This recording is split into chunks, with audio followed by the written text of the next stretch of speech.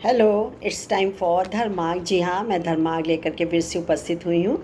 और मैं जानती हूँ कि समाज का जो किशोर वर्ग है और जो युवा वर्ग है वो ज़रूर लाभान्वित हो रहा होगा, क्योंकि आज इस बदलाव के ज़माने में वो भटक रहा है, चिंतित हो रहा है, क्या करे, किसको अपनाए, किसको छोड़ दे, फैसला नहीं ले पा रहा है। और जो फैसला ले भी रहा है वो कभी कभी 1-2% लोगों के गलत होते हैं, शर्मनाक होते हैं और वो सही फैसला नहीं ले पाते।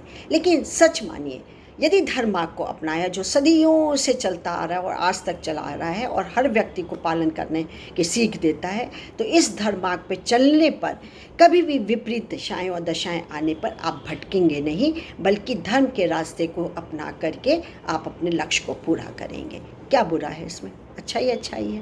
तो आज का शीर्षक है जीवन मूल्यों की महत्ता, और हम तक लाए हैं डॉक्टर विद्या भास्कर वाजपेयी जी। आपका कोटि कोटि नमस्कार और धन्यवाद कि आपकी बात मैं जन जन तक रखती हूँ। स्वामी विवेकानंद ने कहा था, तुम आदर्शों की बात करो और उन्हें अपने व्यवहार में न उतारो तो तुमसे चोर, डाकू और लुटेरे अच्छे, जिनमें उनकी कथन उनसे तो अच्छे वो लोग हैं, डाकू और लुटेरे अच्छे हैं जिनमें उनकी कथनी करने में अंतर तो नहीं होता। आदर्शवादिता की बात करना और व्यवहार में आदर्शों के विपरीत आचरण करना कितना निंदनीय है ना। करने और कथनी में अंतर नहीं होना चाहिए। संभवतः उतना अनैतिक कर्मों में प्रवृत्त होना भी नहीं है। आदर्शों की यह दोहरी दृष्टि न हमारी संस्कृति का अंग रही है और न इस संस्कृति के प्रणेताओं में कहीं इस तरह का छद्म देखने में आया है। ऐसे अनेक उदाहरण संस्कृति के इतिहास में हैं जिनमें लोगों ने आदर्शवादिता की पराकाष्ठा के स्तर पर का पालन किया है।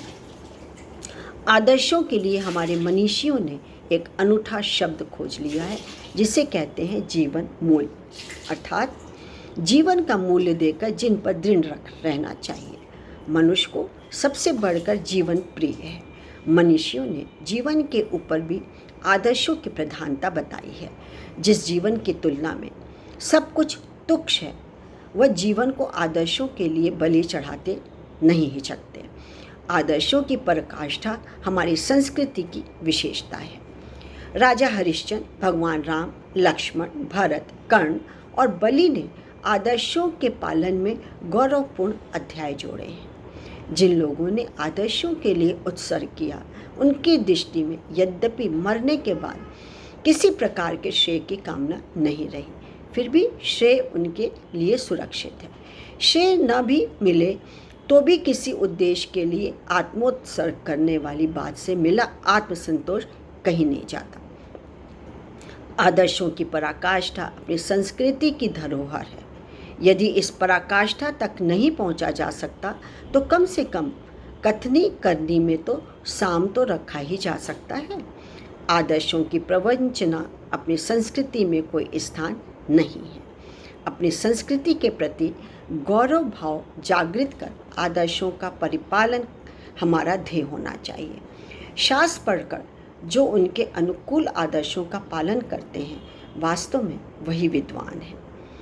माता, पिता, गुरु, स्वामी, भ्राता, पुत्र और मित्र का कभी मन से क्षण भर के लिए भी विरोध या अपकार नहीं करना चाहिए। आदर्शों के पालन में अपने पैर पीछे नहीं हटाने चाहिए। जीवन का यही मूल्य है, यही महत्ता है। पुनः कोटि कोटि धन्यवाद डॉक्टर विद्या भास्कर वाजपेयी जी कि सरल शब्दों में भी गहराई लिए विचार आपने प्रस्तुत किए हम तक। और मैं समझती हूँ कि मैं जैसे लाभान्वित हो रही हूँ और लोग भी इसको सुन कर के लाभान्वित ज़रूर होंगे।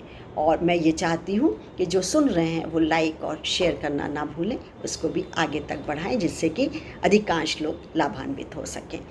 मैं फिर से एक बार आपसे क्षमा मांगती हूँ, विदा लेती हूँ, अपना परिचय देती हूँ। मैं doctor Manju Jain, retired associate professor from SN degree college Kanpur, और फिर से एक आध्यात्मिक और धार्मिक विषय को लेकर के धर्मार्ग लेकर के आऊँगी। तब तक के लिए आज्ञा दीजिए। नमस्कार, थैंक यू, बाय।